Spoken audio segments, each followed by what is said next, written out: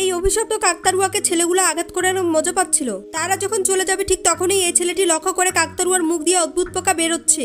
তখন ছেলেটি তার বন্ধুর থেকে একটি লাঠি নিয়ে কাকতাড়ুয়ার মুখে আঘাত করে তার মুখ ফাটিয়ে দেয় এবং তারপর তারা চলে যায়। রাতে মদ খেয়ে সেই ছেলেটি নিজের অজান্তে আবার সে ভুট্টা খেতে চলে আসে। তখন কাকতাড়ুয়াটি হিংস্র দৃষ্টিতে তার দিকে তাকিয়ে থাকে, কিন্তু ছেলেটি তাকে দেখে লাথি মেরে চলে যায়, যার ফলে কাকতাড়ুয়াটি এবার পুরোপুরি রেগে যায়। ছেলেটি যখন আবার ফিরে যাচ্ছিল তখন সে দেখতে পায় কাকতাড়ুয়াটি আর তার জায়গায় নেই। এটা দেখে সে কিছুটা ভয় পেয়ে যায় এবং দৌড়ে পালানোর চেষ্টা করে, কিন্তু তখনই হঠাৎ কাকতাড়ুয়াটি তার সামনে এসে দাঁড়ায়, যা দেখে তার চোখ কপালে উঠে যায়। সে দেখে কাকতাড়ুয়াটি জীবন্ত হয়ে উঠেছে। ভয়ে এবার সে পাগলের মতো প্রাণ বাঁচাতে ছুটতে থাকে। কাকতাড়ুয়াটিও তার পিছু নেয়। তখন ছেলেটি একটি বর্ষা খুঁজে পায় এবং সেটা দিয়ে সে কাকতাড়ুয়ার উপর আক্রমণ চালায়, কিন্তু কাকতাড়ুয়াটি তার থেকে বর্ষাটি কেড়ে নেয় এবং সেটা ছেলেটির পেটে ঢুকিয়ে দেয়। তখন মুহূর্তের মধ্যেই ছেলেটির শরীর ও মুখ দিয়ে কাকতাড়ুয়ার মতো খড় বের হতে থাকে এবং সে মুহূর্তে একটি ভয়ঙ্কর কাকতাড়ুয়াতে পরিণত হয়। পরের দিন বাকি দুই বন্ধু এসে দেখতে পায় তাদের এই বন্ধুটি এখন অভিশপ্ত কাকতাড়ুয়ায় পরিণত হয়েছে।